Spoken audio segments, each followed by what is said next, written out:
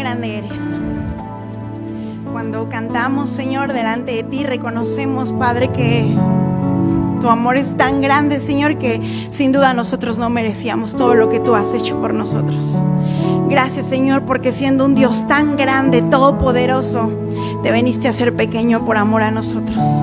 Gracias, hermoso Señor. No alcanzamos a comprender este misterio de la encarnación, como decía Pablo, pero te agradecemos, Señor, por lo bueno que tú eres con nosotros. Gracias, Señor, por poder estar en tu presencia, por ser tus hijos. Nuestro corazón te alaba, Señor, y delante de ti nos postramos, Señor, y reconocemos que solamente tú eres digno. Gracias, Señor, por tu amor, tu fidelidad, por tu misericordia todos los días. Te adoramos, Señor, y exaltamos tu nombre. Gloria a ti, Dios. Amén. Hermanos, ¿pueden tomar su lugar, por favor?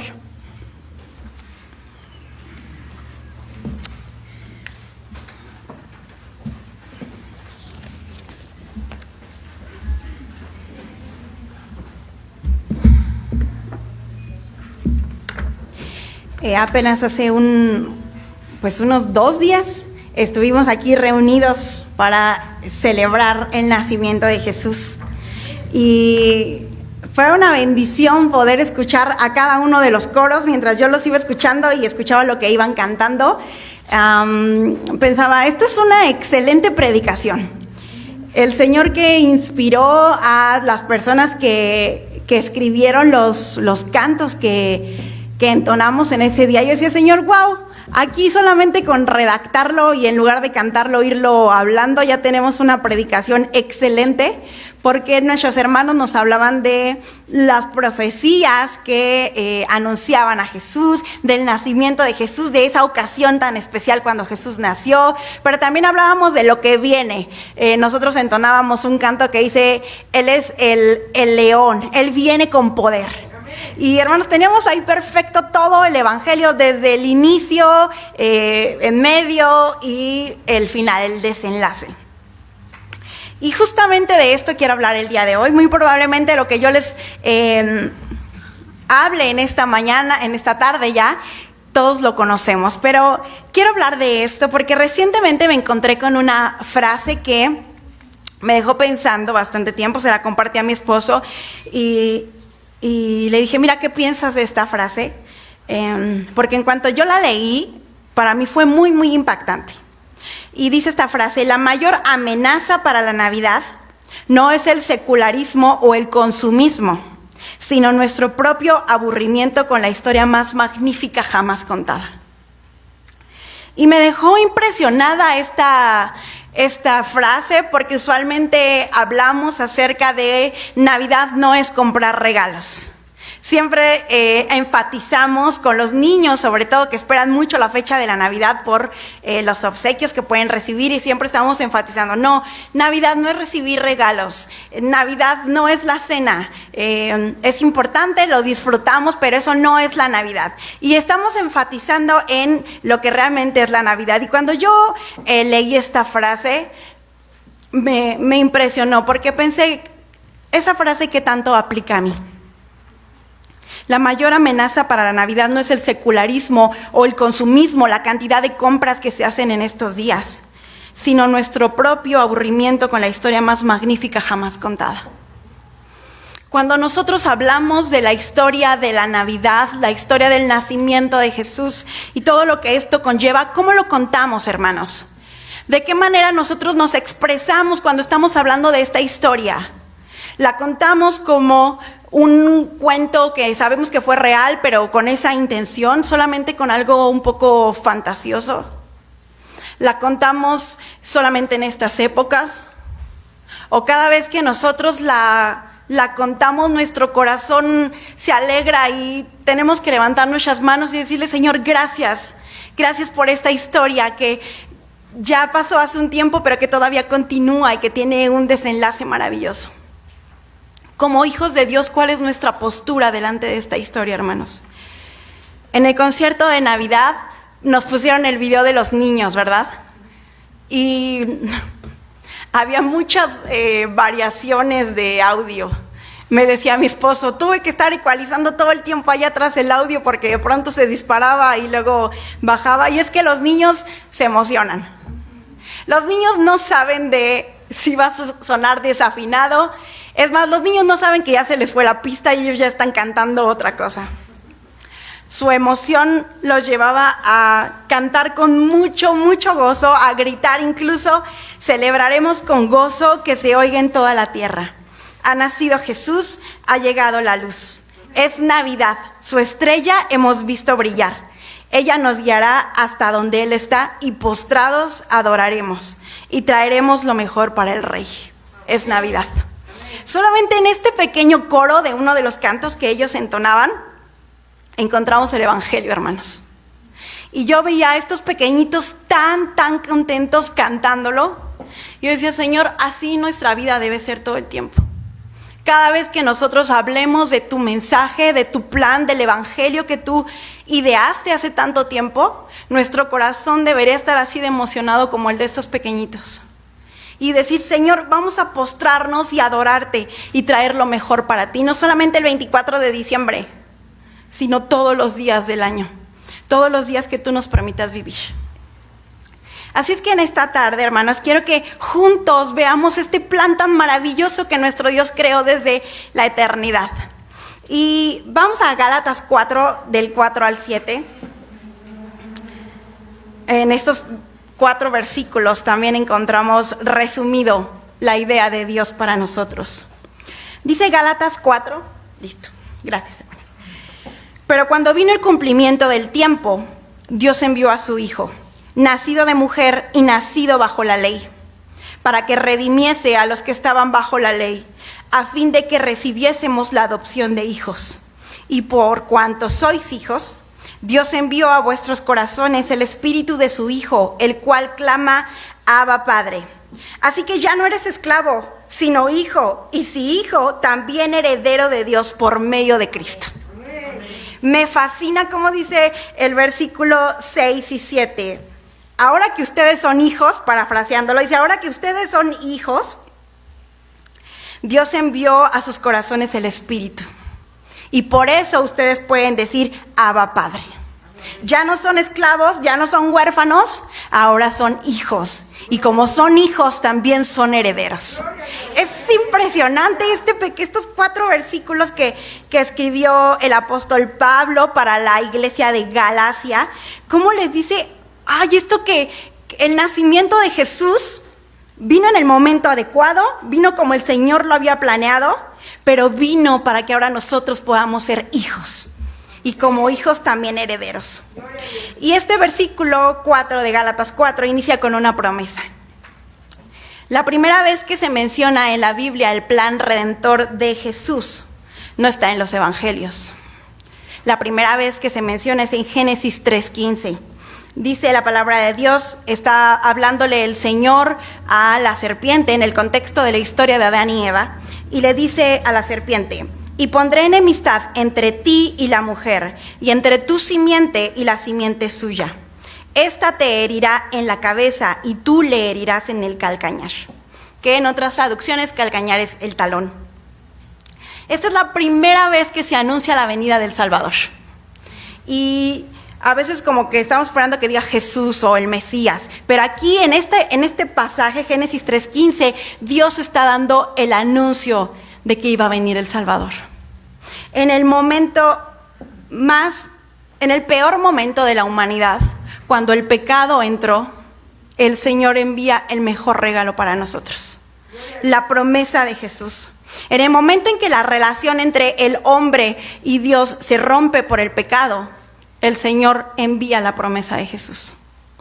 Y es bien impresionante cómo en esta pequeña profecía el Señor le dice a Satanás que el descendiente de la mujer le herirá en la cabeza, lo que significa que le iba a dar un golpe mortal, mientras que la serpiente sí le iba a hacer daño, pero el golpe que iba a recibir el descendiente de la mujer no iba a ser un golpe de muerte, a comparación del golpe que la serpiente iba a recibir, que iba a ser fatal. Y después de esta promesa que nosotros nos encontramos con Adán y Eva al principio de la historia de la humanidad, encontramos la historia del pueblo de Israel. Y es bien fascinante ver cómo durante toda la historia del pueblo de Israel, Dios fue dejando pistas de cómo iba a ser el Mesías, de cómo iba a ser su nacimiento, su trabajo, lo que él iba a hacer, su misión, pero también acerca de lo último que nosotros veríamos, su regreso. Y encontramos historias como la de Abraham, donde el Señor le dice: te bendeciré a ti, pero juntamente contigo voy a bendecir a todas las familias de la tierra. Y allí, hermano, entra la promesa para nosotros, los que no somos judíos. Desde el principio, desde Génesis, está la promesa para los que no somos judíos, en que en Abraham todos nosotros íbamos a ser benditos a través de su descendiente, que era Jesús. Y también en esta historia de Abraham encontramos a su hijo Isaac. Y una historia que para muchos es un poco complicada de entender. Un papá que está dispuesto a sacrificar a su hijo, pero también encontramos un hijo que está dispuesto a ser sacrificado. Porque la palabra de Dios en ningún momento nos relata que Isaac estaba ahí pataleando y peleando con su papá para que no lo sacrificara. Isaac ya era un muchacho, no era un niño. Y estuvo dispuesto a ser sacrificado. Y entonces el Señor empieza a revelarnos a través de las historias de la Biblia pequeños detalles, pistas de lo que iba a ocurrir en el futuro. Encontramos también la historia de la liberación del pueblo de Israel de Egipto. Y cuando el Señor permite que lleguen plagas a Egipto. Llegan 9 plagas en las que el pueblo de Israel prácticamente está ileso. Todo ocurre para los egipcios, porque el faraón no desea que el pueblo de Israel vaya a adorar a Dios al desierto. Y entonces durante 9 plagas, el pueblo de Israel, sus animales, sus cultivos, sus posesiones sufren. Pero en el pueblo de Israel no pasa nada de eso. Todo ocurre con los egipcios. Y algo que es bien impresionante, me imagino que la mayoría ha visto la película del Príncipe de Egipto. Y en esta historia para niños, en esta película, relatan, no completamente apegado a la palabra de Dios, pero sí nos permiten conocer pues de manera visual algunas cosas. Y me gusta mucho una escena en la que en la plaga de la oscuridad, de las tinieblas, se ve todo el territorio donde están habitando los egipcios completamente oscuro. Dice la palabra de Dios que era tanta la tiniebla, la oscuridad, que ni siquiera podían verse frente a frente de lo oscuro que estaba. Pero en la película pasan a un ladito la tierra donde vivían los israelitas, y allí se ve que hay luz.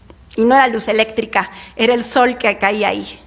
Y eso me parece a mí impresionante, cómo el Señor hace tanta separación entre los egipcios y su pueblo. Pero cuando llega la última plaga, la de la muerte de los primogénitos, la cosa cambia. Porque el Señor da una instrucción también para su pueblo.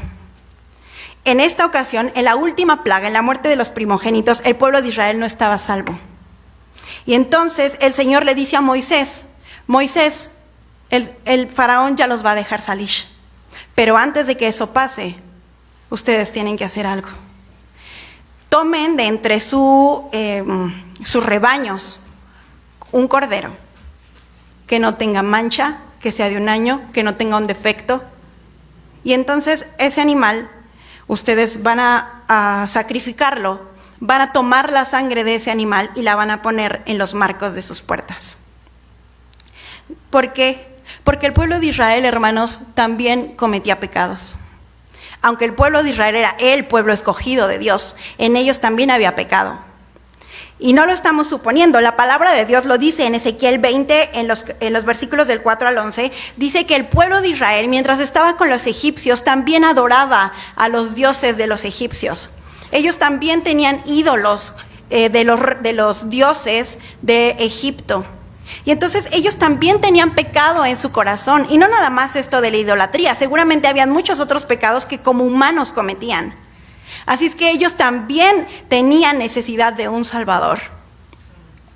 Y cuando el Señor les dice que en la Pascua necesitan tomar este cordero y poner con sangre, pintar con sangre las puertas de sus casas, el Señor les estaba diciendo que ellos de esta manera iban a manifestar su fe en Jehová. De esta manera ellos iban a denotar que sabían que necesitaban a Dios para salvarlos de sus pecados, que no había otra manera si no era a través de la sangre del Cordero que ellos iban a poder ser limpios de sus pecados.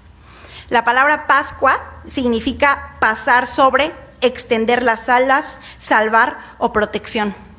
Y es un momento muy específico en la historia del pueblo de Israel, cuando el juicio que Dios iba a traer sobre los egipcios y también sobre ellos por los pecados que habían cometido, podían ser ellos salvados o protegidos de este ángel de la muerte si ellos ocupaban la sangre del Cordero y mantenían a salvo a su familia.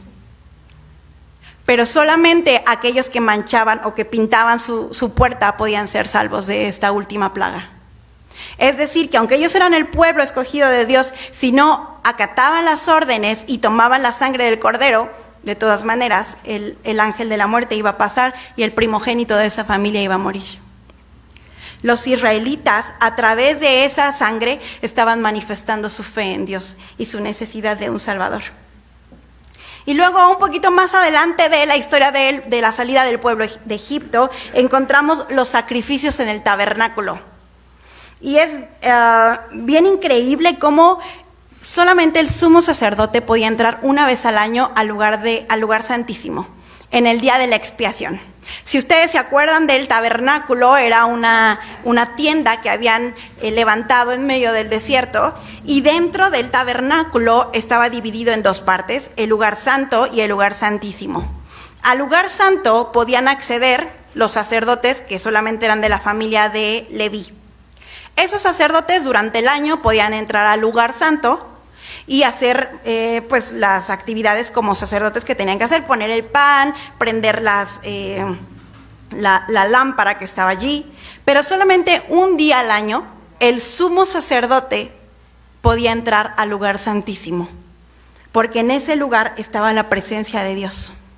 Y lo que pasaba ese día, hermanos, aparte de que el sumo sacerdote describe la Biblia cómo tenía que bañarse, cómo la ropa que tenía que usar, que debía ser completamente limpia, ese día el sumo sacerdote ponía las manos como representante de todo el pueblo, ponía las manos sobre el cordero al que iban a sacrificar.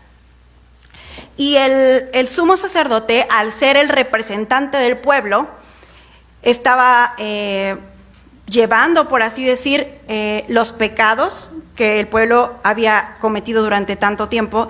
Y entonces el sumo sacerdote oraba y ponía su mano sobre la cabeza del cordero.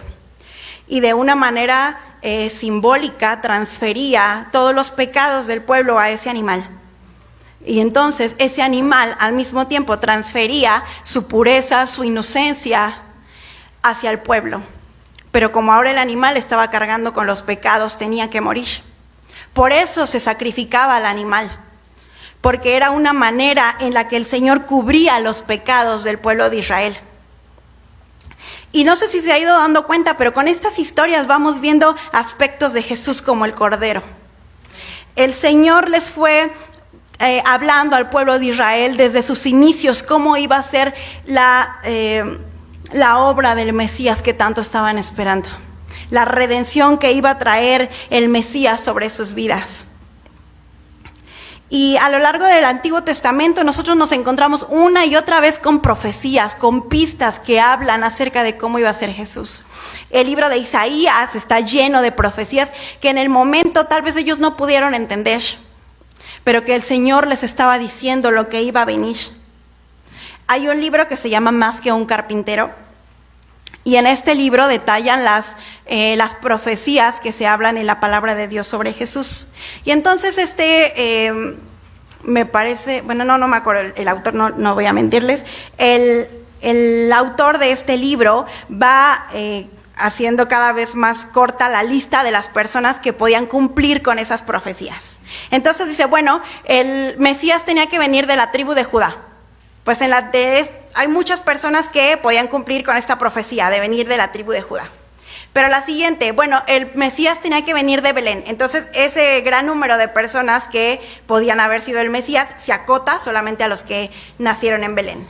y luego debió haber nacido entre estos años, y se va acotando, al grado de que de todos los posibles participantes, solamente hay uno que pudo haber cumplido con todas las profecías que hablaban de él, nuestro Señor Jesús. El profeta Jonás también es un símbolo de lo que iba a venir con Jesús.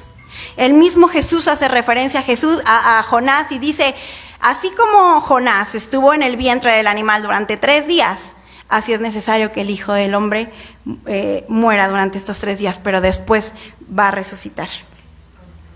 Y llegamos hasta los evangelios, donde nos encontramos la historia del precursor, de Juan el Bautista. El anuncio del ángel a María, el anuncio de José para que no tenga miedo y reciba a su esposa. Y nuevamente el anuncio de que este bebé va a salvar al mundo de sus pecados y que será Dios con nosotros, Emmanuel. Cuando inició este mes, mi papá predicaba justamente sobre lo mismo, sobre Emmanuel. Y él nos explicaba que en el momento en el que por primera vez se dio el anuncio de Emmanuel, Dios con nosotros, fue en un momento donde el pueblo de Israel estaba muy alejado de Dios. Un momento donde había una guerra civil entre el reino del norte y Judá, que eran el mismo pueblo de Israel, pero se habían separado. Así que había lucha entre ellos, y en ese momento de tanta incertidumbre, de miedo, pero también en ese tiempo donde la gente no estaba buscando de Dios, se da la promesa de Emmanuel, Dios con nosotros. Igual que al principio Dios dio la promesa del Salvador cuando entra el pecado al mundo, en el peor momento, en un momento algo similar, Dios da la promesa de Emmanuel, Dios con nosotros. Y eso me hace saber que Dios siempre está tomando la iniciativa para traernos hacia Él. Que Dios conoce lo que nosotros vivimos, que Dios sabe que hay momentos en los que nosotros nos alejamos y no lo estamos buscando. Y aún así Él sigue dando sus promesas a nuestra vida. Nos sigue buscando, nos sigue atrayendo. Y esta promesa de Emmanuel es impresionante, como Él dice, ahora Emmanuel va a estar con ustedes. Dios va a estar con ustedes. Y ahora habita en nuestras vidas gracias al Espíritu Santo que vive con nosotros. Y entonces estamos aquí justo donde empiezan los evangelios. Y después llega el momento del cumplimiento de la promesa, por fin. Este momento histórico en el que Jesús nace, nace bajo el dominio, por así decir, de los romanos. ¿Se acuerdan ustedes de la historia de Daniel? Daniel, el joven que es llevado de Jerusalén a Babilonia. Bueno, pues cuando ocurre esta historia, el rey que gobernaba se llamaba Nabucodonosor, y llegan los babilonios y dominan al pueblo de Israel.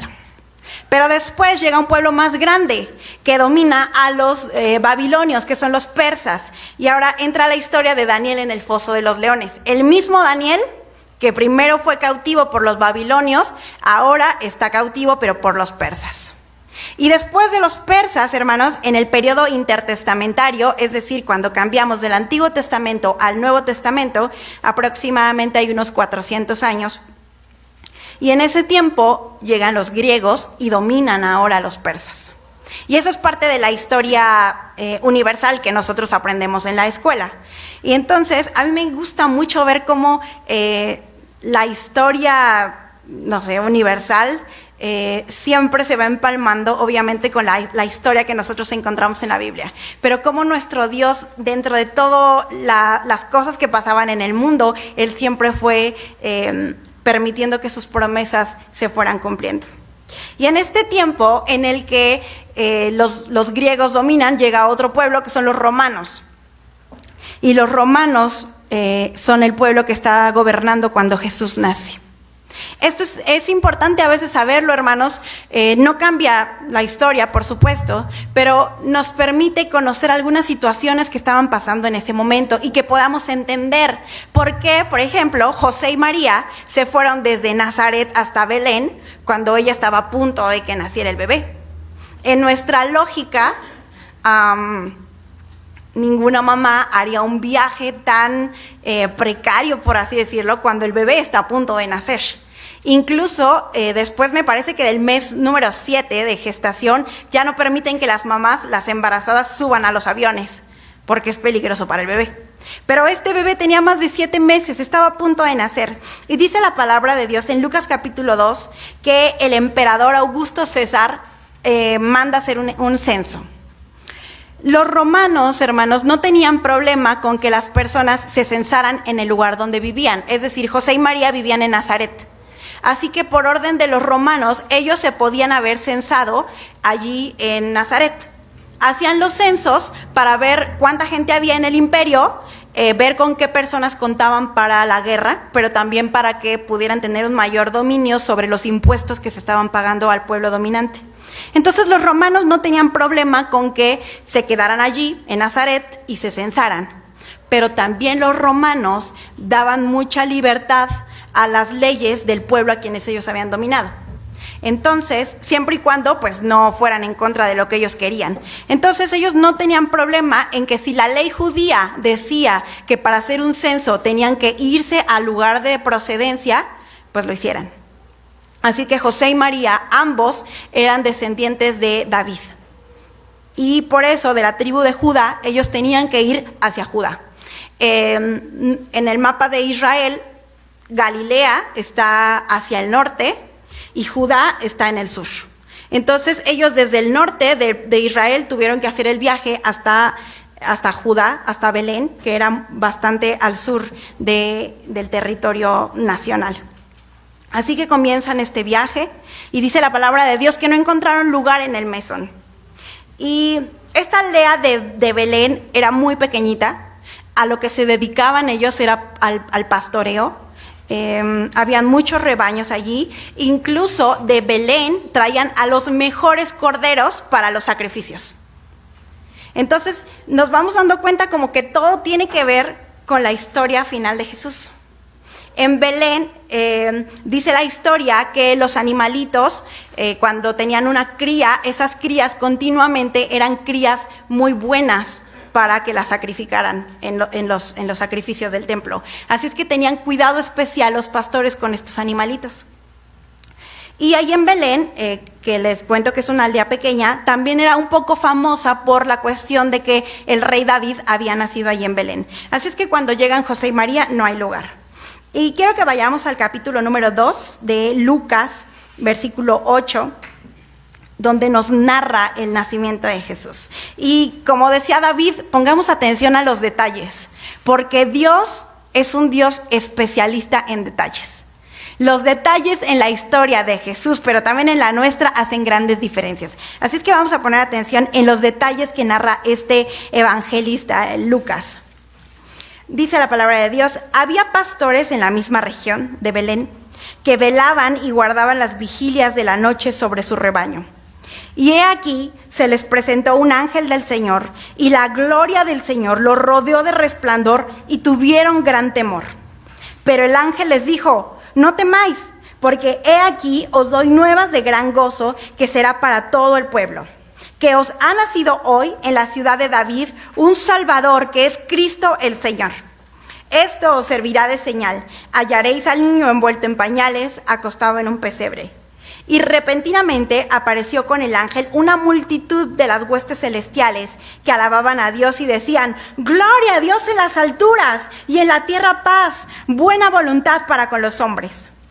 Sucedió que cuando los ángeles se fueron de ellos al cielo, los pastores se dijeron unos a otros: pasemos pues hasta Belén y veamos esto que ha sucedido y que el Señor nos ha manifestado.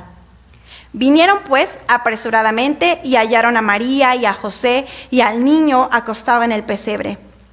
Y al verlo, dieron a conocer lo que se les había dicho acerca del niño. Y todos los que oyeron se maravillaron de lo que los pastores les decían. Pero María guardaba todas estas cosas, meditándolas en su corazón.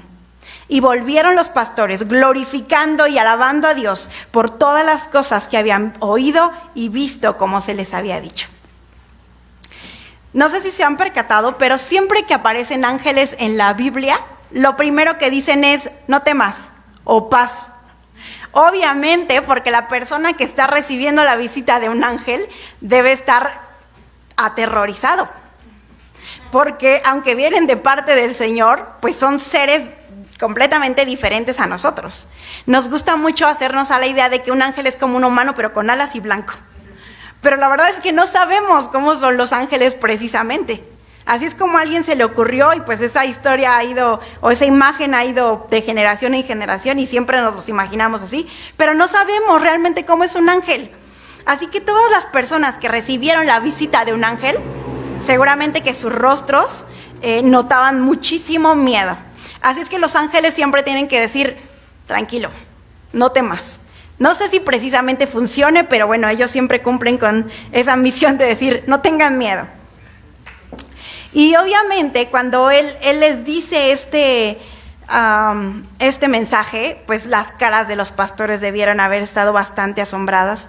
Y les dice que hay una señal para que ellos identifiquen quién es el bebé.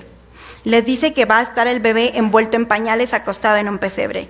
Y luego la palabra de Dios habla algo maravilloso que pues nosotros no hemos visto, que seguramente veremos cuando el Señor regrese, pero dice que de inmediato aparece una multitud de ángeles en el cielo que alaban a Dios.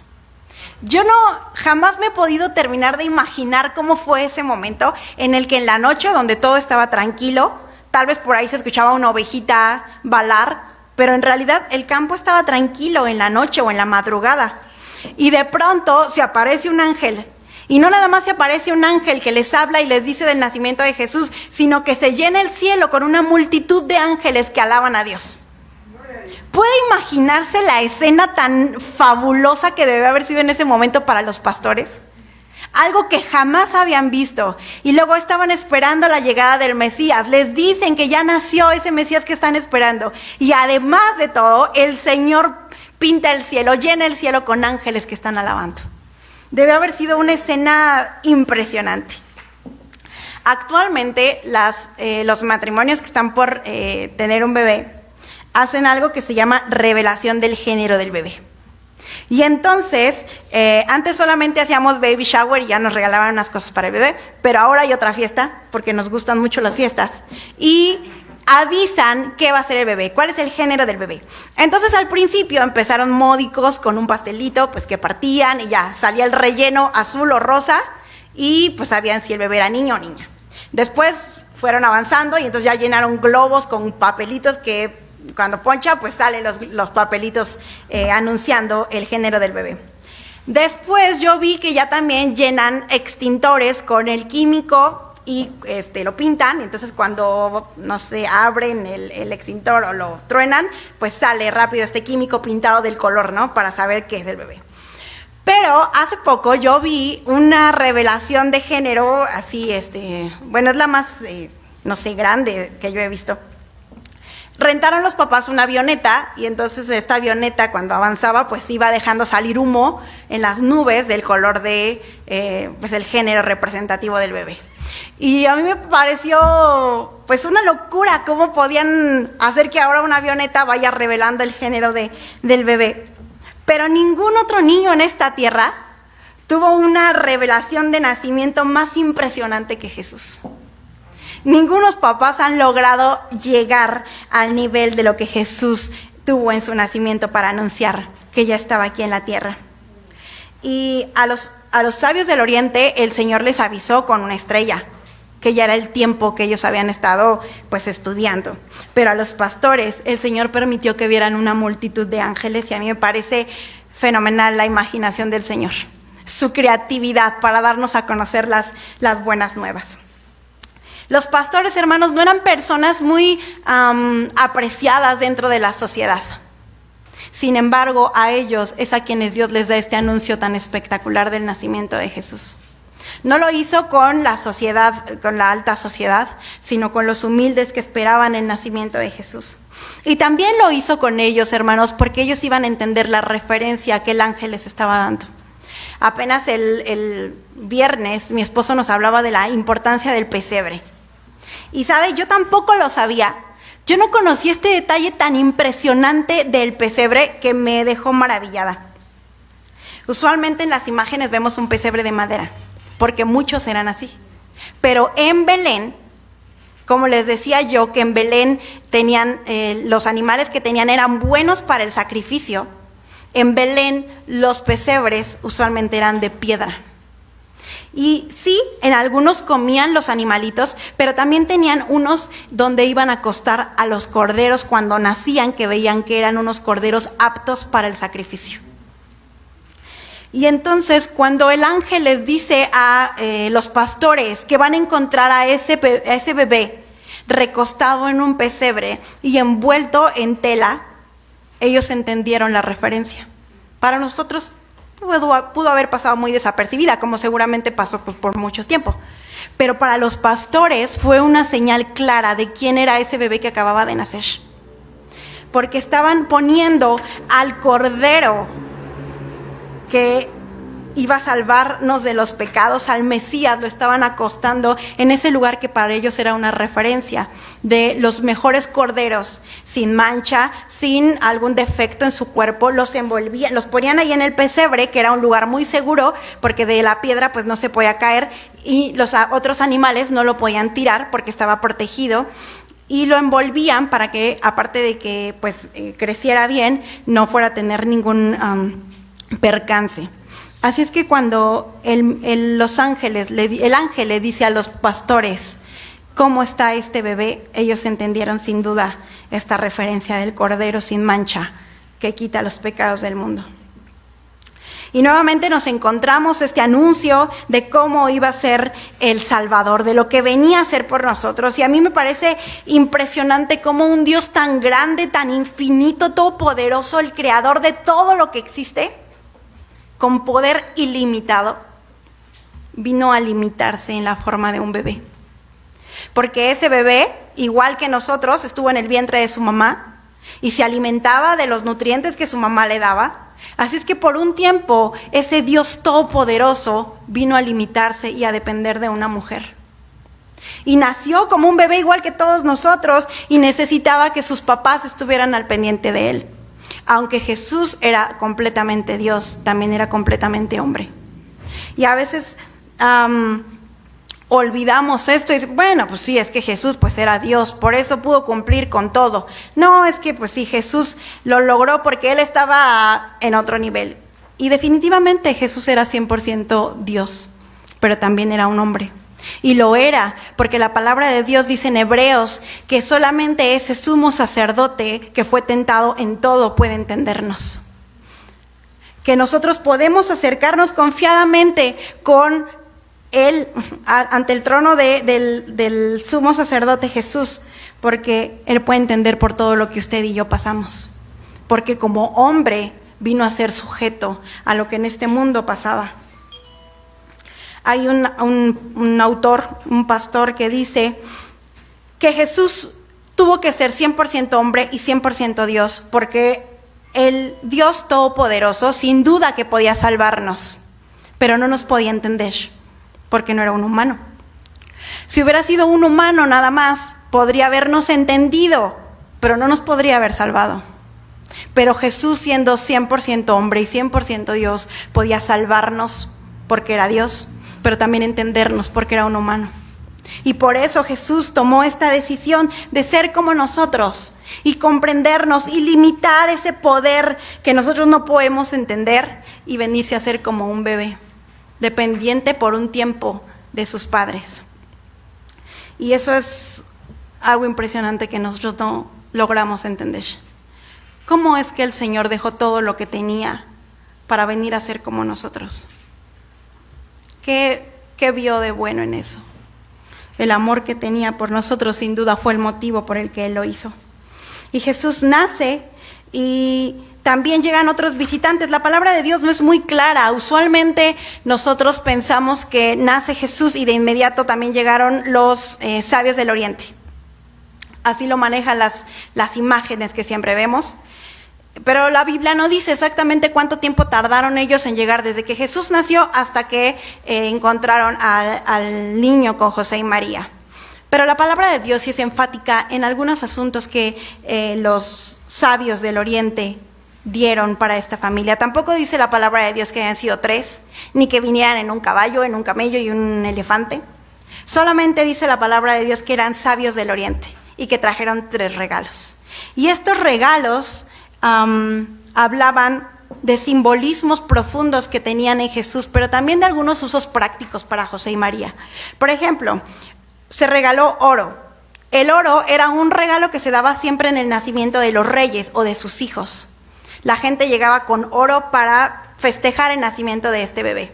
Así que los sabios trajeron oro para este bebé, anunciando que era un rey. Pero también, si lo pensamos, era un uso práctico para la familia que pronto tendría que irse hacia Egipto huyendo de Herodes. Seguramente que ese oro que ellos le dieron también fue útil para la familia. Después encontramos otro regalo que es el incienso. Este incienso era utilizado en las ofrendas del templo, pero también el incienso era usado en un perfume, en un ungüento especial con el que ungían a los sacerdotes. Había un perfume muy especial que hacían con ciertas especias, que decía la palabra de Dios que los gramajes exactos con los que se tenía que hacer ese perfume para los sacerdotes. Y una parte importante de esas especias era el incienso. Así es que el incienso, como parte de este aceite de la unción, nos habla de Jesús como un sacerdote que intercede por nosotros, pero también de su papel como cordero que iba a ser sacrificado. Mientras que la mirra tenía propiedades medicinales y curativas, y también la usaban para embalsamar cuerpos. Y con eso, los sabios del Oriente estaban hablando del sacrificio de Jesús, que finalmente Él tendría que morir por amor a nosotros. Y hay unas palabras que dicen al final de lo que leímos de Lucas 2, que dice, y María guardaba todas estas cosas en su corazón. Yo no me imagino como mamá toda la carga emocional que en ese momento estaba recibiendo María, porque el ángel ya le había avisado quién era Jesús. El bebé que ella tenía era el niño que iba a salvar al pueblo de sus pecados. Ella lo sabía por un anuncio del ángel. Pero seguramente que no alcanzaba a entender todo lo que ella tendría que pasar con ese pequeño, las alegrías, pero también las tristezas que iba a tener que vivir como mamá. Y me gusta mucho cómo la palabra de Dios la relata como una mujer disfrutando ese momento, pero también guardando cosas en su corazón e intentando analizar lo que estaba pasando. Y para ella en ese momento era un bebé indefenso que necesitaba de todo su cuidado. Aunque en su mente sabía que Él era el Salvador, era su pequeño, a quien tenía que cuidarlo pues de todo lo que pasaba en el mundo. Y si nos saltamos unos 30 años en el tiempo, encontramos a Jesús, un hombre amado por muchos, pero también odiado por otros. Encontramos a Jesús, alguien atento a las necesidades de la gente, que mostraba al Padre, pero que también era alguien pues que no estaba dispuesto a someterse a lo que los fariseos decían. A veces leemos las historias de Jesús y yo lo veo un poco retador en sus respuestas a los fariseos. O sea, Jesús no veía a los fariseos y los saludaba, sino que Jesús los veía y les decía generación de víboras. Jesús los veía y los retaba con la palabra de Dios. Y a mí Jesús, por eso dicen algunos que es un revolucionario y por otras cosas, pero cuando yo leo la manera en la que Jesús se hablaba o la manera en la que Él se dirigía hacia los fariseos, yo no veo un Jesús muy tranquilo. Veo un Jesús dispuesto a hablar la verdad. Un Jesús dispuesto a tomar riesgos porque la gente supiera el plan de Dios para sus vidas. Un Jesús dispuesto a enfrentarse a las autoridades religiosas de ese momento que imponían cargas que la gente no podía llevar. Porque estaban las leyes que Dios había dado en el Antiguo Testamento, pero aparte los fariseos, los saduceos ya habían hecho otras leyes que hacían que la gente, su vida fuera muy difícil. Que no nada más ya tenían que cumplir con las leyes que tenían un propósito que Dios había dado, sino que ahora también tenían que cumplir con todas las otras leyes que la gente les había impuesto. Por eso, para ellos era tan difícil y odiaban tanto a los fariseos, a los saduceos, a los escribas, porque los tenían oprimidos. Pero llega Jesús, y llega Jesús con una manera de hablarles diferente. Les dice, cumplan lo que mi Padre ha dicho, no crean que yo vine para quitar la ley y los profetas, yo vine a cumplirla y ustedes también tienen que cumplirlo. Yo no vine a quitarles eso que el Señor les dio, pero no quiero que ustedes estén cargando con todo lo que el humano les ha puesto encima. Así que Jesús era alguien dispuesto a hablar de las injusticias que habían en su sociedad, pero miraba a la gente con amor, miraba a la gente con misericordia y se acercaba a ellos. Hay una historia que me gusta mucho, que es la historia de un leproso. En nuestro tiempo no tenemos leprosos, así es que tal vez no podemos entender claramente cómo era la vida de un leproso. Pero el leproso, como era una enfermedad altamente contagiosa, entonces en cuanto él se daba cuenta, el sacerdote declaraba que tenía lepra, lo sacaban de la ciudad y vivía fuera de la ciudad con otros leprosos, y era una enfermedad que no tenía cura. Así es que ellos, la última vez que se despedían de su familia, no los iban a volver a ver, iban a morir de lepra. Pero si por algún motivo ellos tenían que entrar a la ciudad, entraban con una campana y gritando, leproso, leproso. Es como si usted y yo, cada que nos vamos a acercar a las personas, fuéramos gritando nuestros pecados. ¿Cómo sería eso? ¿Cómo sería que en lugar de ir diciendo nuestro nombre, fuéramos gritando los pecados con los que diariamente batallamos? Sería complicado, ¿verdad? ¿Quién sabe quién querría acercarse a nosotros? Y eso era lo que pasaba con los leprosos.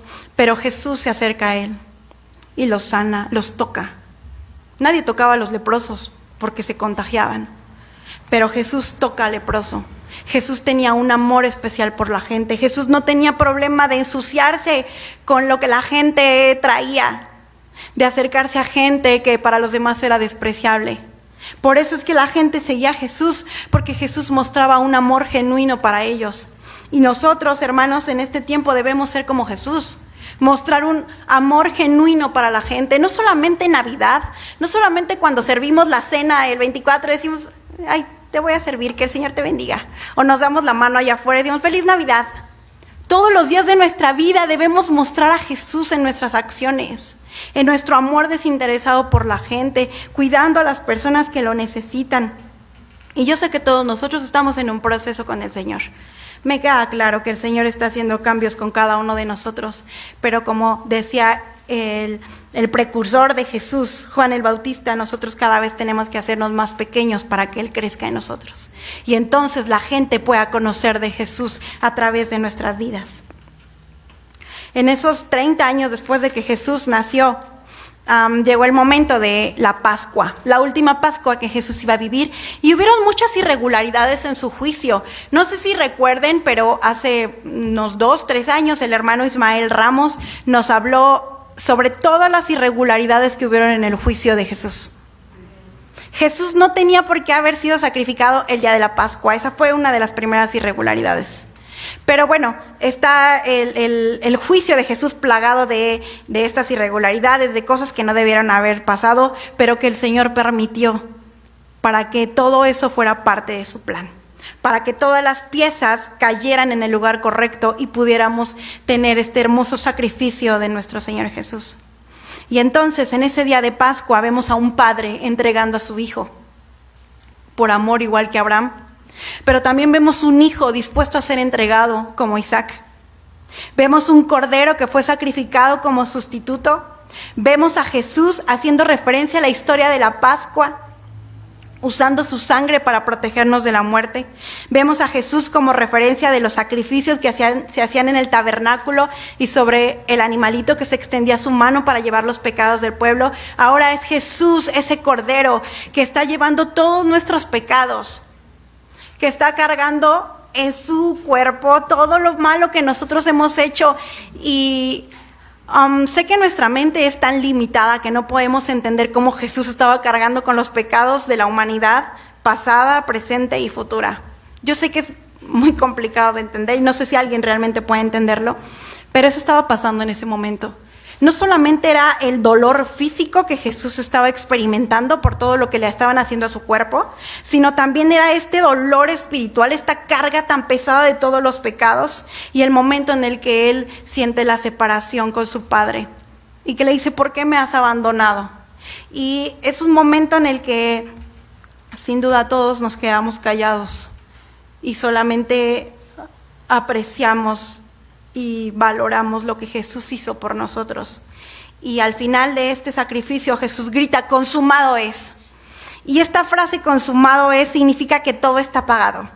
Imagínese usted una nota de remisión a la que le ponen pagado y ya no se debe nada. Eso es lo que Jesús grita cuando está en la cruz y dice que nuestra deuda ha sido cancelada. Y justo cuando Jesús grita eso, dice la palabra de Dios que ocurrieron algunas cosas. Y una en particular es que la cortina que separaba el lugar santo y el lugar santísimo se rompe. Era una cortina muy pesada, no había manera de que se rompiera. Pero cuando Jesús muere, se parte esa cortina tan grande y pesada que había en el templo, simbolizando que ahora teníamos acceso a la presencia de Dios. Y últimamente es algo que de hace unos meses para acá, no sé, como que el Señor me ha hecho que yo valore demasiado eso. Y entonces todo el tiempo le digo: Señor, gracias porque yo puedo entrar en tu presencia. Y tal vez usted me ha escuchado cada jueves que estamos en el estudio, que yo siempre digo: gracias, Dios, porque ahora puedo entrar en tu presencia. Porque el que nosotros podamos acceder directamente hacia el Padre es algo impresionante que Jesús ganó para nosotros. ¿Sabe algo? Usted ya no tiene que ir a confesarle sus pecados a nadie. Usted puede ir delante de Dios. No necesita que nadie ore por un enfermo de su familia. Usted puede ir delante de Dios. Es bueno que como comunidad, como iglesia, como pueblo, nos unamos y oremos los unos por los otros. Pero no necesitamos a otro para que nuestra oración llegue delante de Dios. Gloria a Dios. Usted puede ir en su casa, arrodillarse y decirle: Señor, y el Señor lo va a escuchar.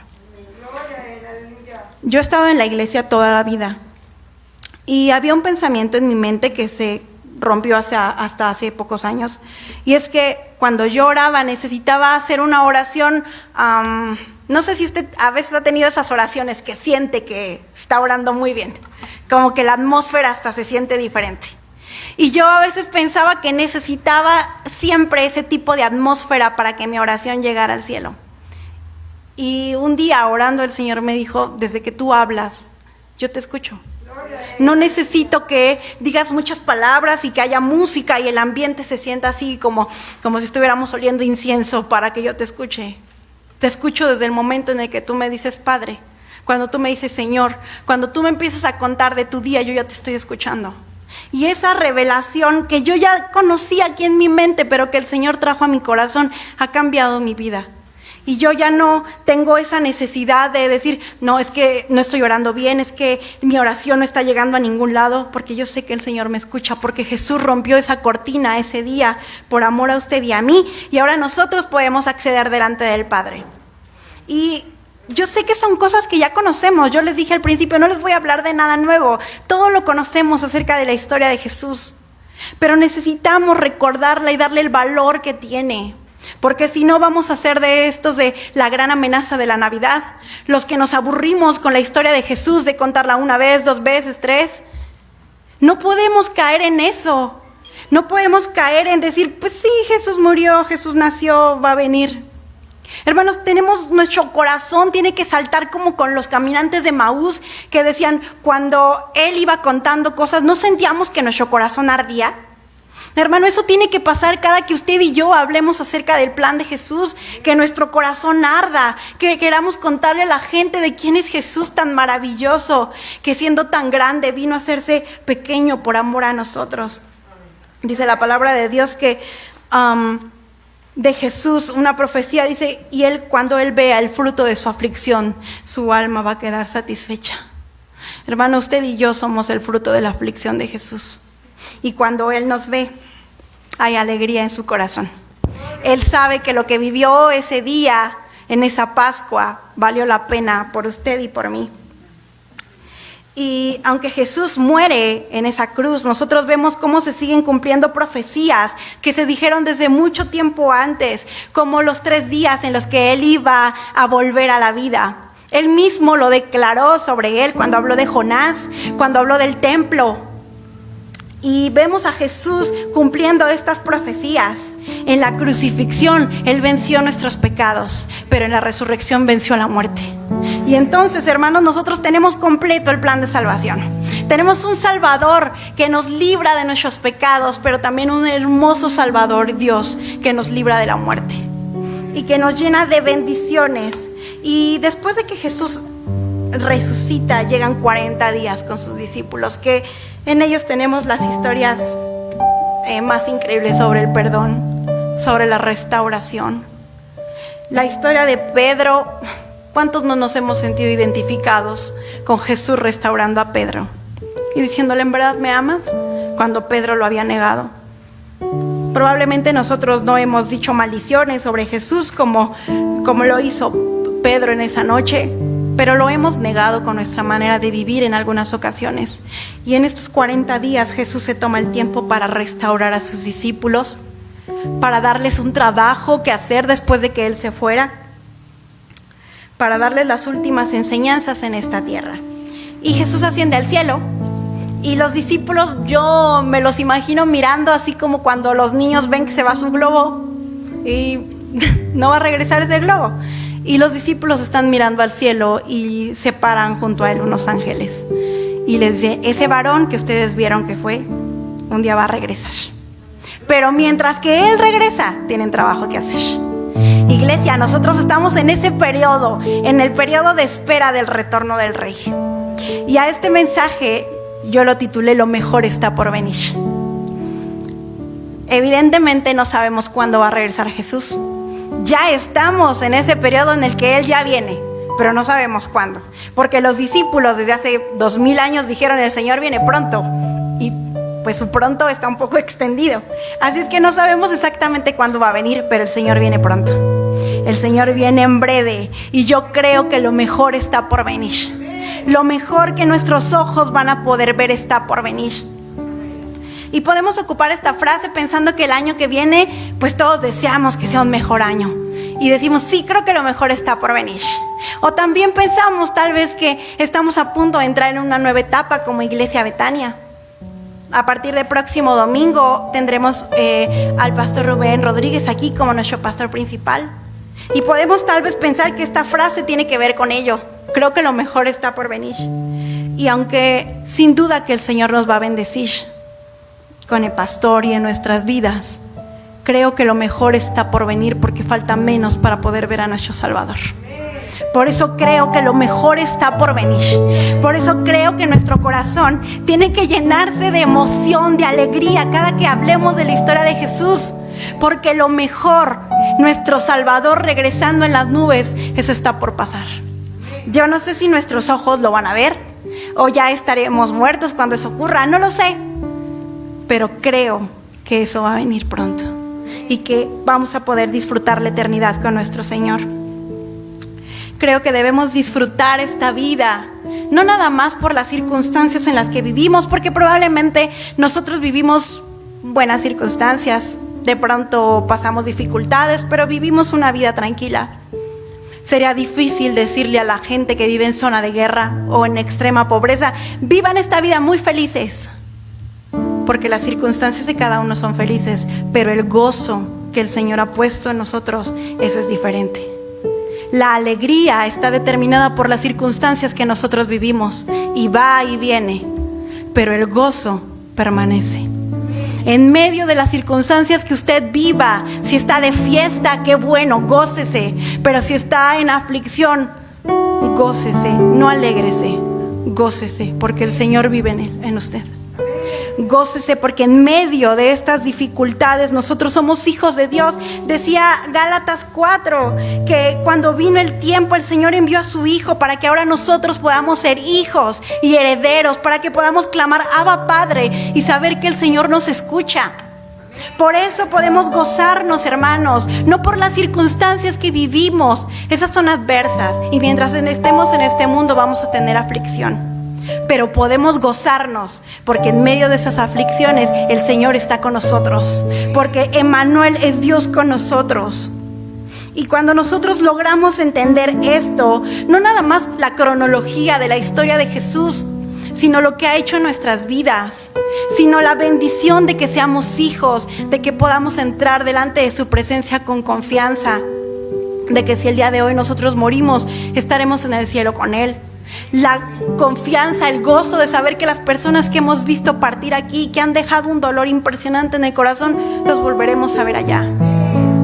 Esas son las cosas por las que nosotros tenemos que gozarnos todos los días, por las que tenemos que compartir la historia de Jesús con tanta emoción, como los pequeños gritaban: vamos a celebrar con gozo, que se oiga en toda la tierra, porque ha nacido Jesús, porque la luz llegó a nuestras vidas. Si no, entonces ¿de qué sirve que conozcamos la historia de Jesús si no ha cambiado nuestras vidas? Si no brincamos de alegría, si no nos postramos delante del Señor al recordar la historia del nacimiento, de la crucifixión, la resurrección y su retorno. ¿De qué sirve que la conozcamos si en nuestro corazón no estalla de alegría al saber esta historia?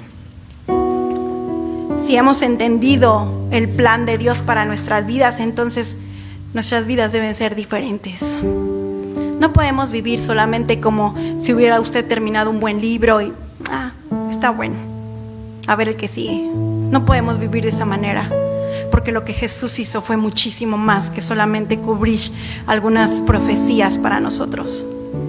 Jesús cambió la historia de nuestras vidas, de la humanidad. Estamos a punto de iniciar un nuevo año, yo les decía, y tendremos también un pastorado nuevo. Sin embargo, como iglesia, yo quiero decirles que nuestros ojos siempre tienen que estar puestos en Jesús. No miremos al hombre que el Señor puso, porque sin duda que el Señor nos va a bendecir a través de la guianza de nuestro nuevo pastor. Pero nuestros ojos no tienen que estar en él. Nuestros ojos tienen que estar puestos en Jesús, porque ¿sabe algo? Por muy bueno que sea el pastor que el Señor nos dé, por muy capaz, este pastor no va a poder cambiar nuestras vidas. El único que cambia vidas es Jesús. El único que cambia familias es Jesús. El único que cambia ciudades, pueblos, al mundo entero es Jesús. Así es que disfrutemos que el Señor nos da un pastorado nuevo. Sirvamos, hagamos que nuestra iglesia crezca, por supuesto que sí, pero nuestra mirada siempre tiene que estar puesta en Jesús. Si nosotros miramos a Jesús, siempre lo mejor va a estar por venir. Porque el Señor no solo nos llenará de bendiciones que en esta tierra podamos ver, sino que nos llenará de su presencia por la eternidad. Dice un hermano que me encanta este canto cuando dice él: cuando yo esté delante de tu presencia, Señor, déjame llorar pegado a tus heridas y decirte gracias, Señor, porque este momento yo lo he esperado por toda mi vida. Yo no sé si usted espera con mucha emoción la llegada de nuestro Salvador en las nubes, de nuestro Redentor, el Rey de Reyes. Yo sé que van a tener que pasar algunas cosas difíciles antes de que eso ocurra. Lo sé. Y no es algo que me alegra tanto. Pero me gozo en saber que aún con las dificultades que tendremos probablemente en esta tierra, no se comparan para nada con lo que vamos a experimentar por la eternidad con nuestro Salvador. Y eso, hermanos, debe llenarnos de gozo. Así es que quiero pedirles en esta tarde que hagamos 2 oraciones. Primero, al ser el último domingo del año, llenémonos de gratitud con el Señor por lo que ha hecho en nuestras vidas, por esta historia tan magnífica que el Señor creó desde la eternidad por amor a nosotros, y todo lo que eso conlleva, todas las pistas que nos fue dando durante el Antiguo Testamento, aunque nosotros no las vivimos, pero que vimos su cumplimiento en Jesús. Agradezcámosle por esos detalles que Él planeó por amor a nosotros, pero también por todo lo que hace día a día en nuestras vidas. Una persona agradecida es una persona feliz, porque aún en medio de las dificultades vemos las cosas buenas que Dios hace por nosotros y nos gozamos en Él. Así es que quiero que oremos y cada uno de nosotros le agradezca al Señor por su amor, su bondad, su fidelidad, su cuidado, su provisión, su amistad, su ternura para nosotros. Pero que también como iglesia el día de hoy hagamos una oración de gratitud a nuestro Señor por nuestro pastor Jesús Contreras. Sin duda que Él va a seguir siendo nuestro pastor, pero sé que después de tantos años de servicio a la iglesia, también su cuerpo está cansado, sus fuerzas se han debilitado, y eso es algo normal en el cuerpo. Pero nuestra gratitud, pastor, permanece para usted. Gracias por tantos años de usted y su esposa, de la familia. Que el Señor le bendiga. Y como iglesia, pastor, tiene nuestra gratitud por siempre. Así es que, hermanos, vamos a adorar a nuestro Dios.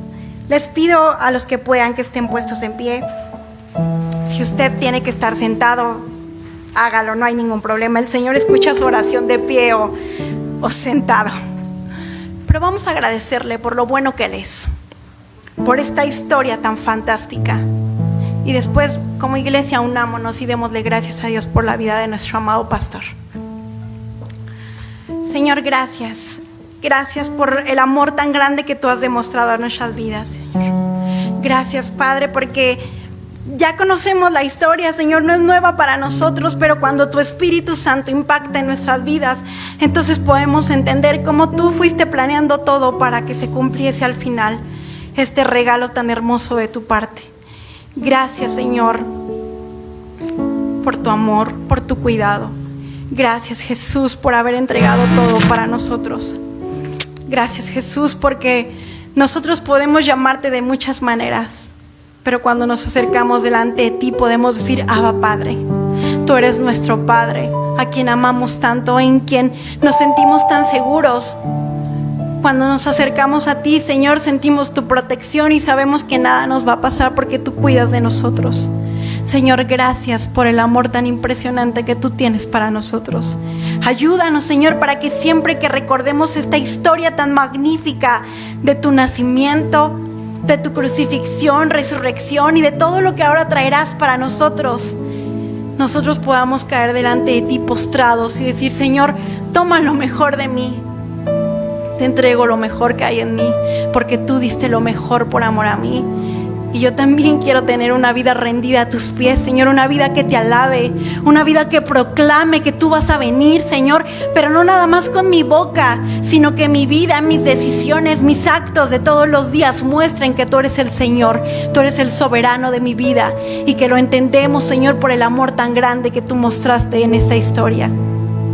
Gracias, Señor, porque durante estos 365 días del año 2021 tú has sido nuestro Padre. Tú has cuidado, tú has provisto, tú has estado con nosotros, tú nos has sanado. Señor, gracias, nuestro corazón salta de emoción, sentimos como late, Señor, cuando estamos delante de tu presencia y solamente levantamos nuestras manos y decimos: gracias, Señor, es solamente por tu misericordia y por tu gracia que hasta el día de hoy nada me falta. Gracias, Señor, por tu amor para esta congregación. Gracias, Dios, por el país donde nosotros vivimos, Señor, que nos permite congregarnos. Señor, gracias por nuestra amada iglesia, Señor, que aunque hemos pasado tiempos de pronto difíciles, Señor, tú eres el que sostienes la obra, porque es tuya, Señor, no es de los hombres, no es la obra del pastor ni de los siervos, es tuya, Señor. Tú nos compraste a precio de sangre, Señor, y tú eres el que nos sostienes, Padre. Permite que siempre nuestro corazón te alabe a ti, Señor, que nuestro corazón reconozca quién eres tú y que cada día vivamos agradecidos, Señor, por lo que tú has hecho en nuestras vidas. Por las bendiciones materiales que nos das, gracias. Por el alimento que nos das, gracias. Por la casa, el auto, los viajes, gracias. Pero sobre todo, gracias por tu presencia. Gracias porque podemos ser tus hijos. Gracias, amado Señor, porque cuando venimos y nos postramos delante de ti, tú nos oyes. Gracias, Señor, porque hemos depositado nuestra fe en ti y sabemos que es el mejor lugar donde estás segura. Gracias, Señor, porque también vas a regresar por nosotros. Gracias, Señor, porque tú estás preparando un lugar para que donde tú estés, nosotros estemos. Y en ese lugar, Señor, se acabará toda la tristeza, todo el dolor, toda la oscuridad, Señor. La delincuencia que vivimos aquí, allí no existirá, Señor, y podremos gozarnos por la eternidad contigo, con la creación que tú has hecho. Gracias, Señor, porque tu plan no ha terminado. Señor, tú tienes todavía algo magnífico para nosotros porque nos amas, Señor. Gracias, Señor, gracias. Gracias por pensar con tanto amor para nosotros, Dios. No alcanzamos a comprender todo lo que tú has planeado, Señor, pero nuestro corazón te dice gracias, Señor. Nuestra vida quiere reflejar que tú eres el dueño, Señor, que tú eres el Señor, el Salvador. que tú has muerto por amor a nosotros. Nosotros hemos aceptado ese hermoso sacrificio tuyo, Cordero, y que ahora esperamos tu regreso, León. Gracias, Señor, porque sabemos que tú vendrás con poder en las nubes por nosotros, Señor. Pero mientras pasa eso, nosotros podemos disfrutar de tu presencia aquí, de tu cuidado. Y, Señor, aunque vengan momentos difíciles, nos gozamos de saber que tú estás con nosotros todos los días hasta que estemos en la eternidad contigo. Señor, gracias, gracias por tu amor. Y no queremos ignorar, Señor, como iglesia, el trabajo, el amor de nuestro pastor Jesús. Gracias por su vida, Señor. Te alabamos, Señor, por el amor que tú pusiste en su corazón para esta iglesia. Señor, no nos estamos despidiendo de él, simplemente queremos agradecerte por su vida. Gracias, Señor, por todo el tiempo que él dedicó por amor a esta iglesia, por las noches de desvelo, Señor, por las madrugadas que pasó aconsejando, orando. Gracias, Señor, por su vida. Gracias por nuestra amada hermana Evita, que siempre nos regañaba con amor, Señor. Gracias por el amor que tú le diste para nosotros, porque veíamos una mujer tan tierna, Señor, con tanta dulzura, que siempre deseaba que nuestras vidas manifestaran que tú eras el Rey de ellas. Gracias por su vida, Señor. Gracias, Padre. Los honramos, Señor, porque han sido siervos fieles a tu llamado. Gracias, Padre, por este privilegio de poder tenerlos como nuestros pastores. Gracias, Señor, por el tiempo en que nos los has prestado, Señor, que nos has dejado ser bendecidos a través de sus vidas. Gracias por el ejemplo, Señor, por el legado que ellos dejan en nuestro corazón de servirte hasta que nuestro cuerpo se acabe. Señor, bendícelo, y que en estos últimos años de su vida, Señor, que siempre pueda sentir tu presencia, Señor, tu amistad. Gracias, Señor, por la vida de nuestro pastor. Te pedimos, Señor, que tú sigas manifestándote en su vida, Señor, la de su familia. Gracias por sus hijos, Señor. Solamente tú sabes, Padre, todo lo que como familia pastoral se pasa, y yo te agradezco por sus vidas. Gracias, Señor, por esta hermosa familia que nos ha bendecido tanto, Señor. Permítenos también ser de bendición para sus vidas. Y, Señor, con nuestro pastor nuevo, Señor, también permítenos ser de bendición para él. Que en lugar de traer carga, Señor, podamos ser de bendición, aligerarlo, cuidarlo. Señor, sabemos que él nos llevará delante de tu presencia, pero que también nosotros estemos orando por él, Señor. Que seamos ovejas un poco dóciles. Señor, ayúdanos a servir con amor, no nada más al pastor, sino a tu iglesia, a esa iglesia por quien tú diste tu vida. Señor, que nosotros podamos entender la gran estima que la iglesia tiene para ti, que tú entregaste tu vida, y así la veamos nosotros, Señor. Que no miremos los defectos que la iglesia tiene, Señor, sino que miremos el amor con el que tú la miras, Señor. Estemos dispuestos a servir, a perdonar, Señor, a cubrir con gracia lo que la iglesia a veces hace que lastima, Señor. Sí, a veces hacemos cosas que lastiman a los otros, Padre, perdónanos. Pero que como iglesia estemos dispuestos a cubrir con aceite, Señor, con amor esas faltas, y que cada vez todos podamos ser una columna, un soporte los unos para los otros, y que veamos cómo tu reino crece, Señor, no solo en esta colonia, en esta delegación, en nuestra ciudad, en nuestro país, Señor, por personas que están dispuestas a no dejar que sean ellos quienes gobiernen, sino que seas tú, Señor. Ayúdanos como iglesia, Padre, para que cada día podamos manifestar más tu luz a la gente que no la conoce, Señor. Que no solo nos encerremos aquí y levantemos nuestras manos los domingos, sino que durante todos los días como iglesia Betania estemos hablando de esta magnífica historia de tu nacimiento, Señor, de los planes tan increíbles que tú tienes para la humanidad, no solo para los que ya somos tus hijos, sino para los que aún no te conocen, Señor. Despiértanos, Padre, por favor. En este último tiempo, despiértanos, avívanos, Señor. Que no tengamos mayor amor por nuestra vida que por la de los demás, Señor. Que vayamos sin temor y hablemos de ti, Padre, porque tu Espíritu Santo nos respalda. Y si Él va con nosotros, ¿quién va a poder contra nosotros, Señor? Si eres tú más grande que todo. Gracias, Señor, por permitirnos ser parte de tu iglesia Betania. Gracias por permitirnos ser parte de tu iglesia en todo el mundo. Gracias por dejarnos ser tus hijos, Señor. Te amamos, Padre. Queremos rendir nuestra vida a tus pies, Señor, por todo lo que tú has hecho. Te damos gracias, Señor. Alabamos tu nombre, Señor. Tú eres digno. Gracias, Señor. Gloria a tu nombre, precioso Mesías. Gracias por cumplir todo. Bendito eres, Señor.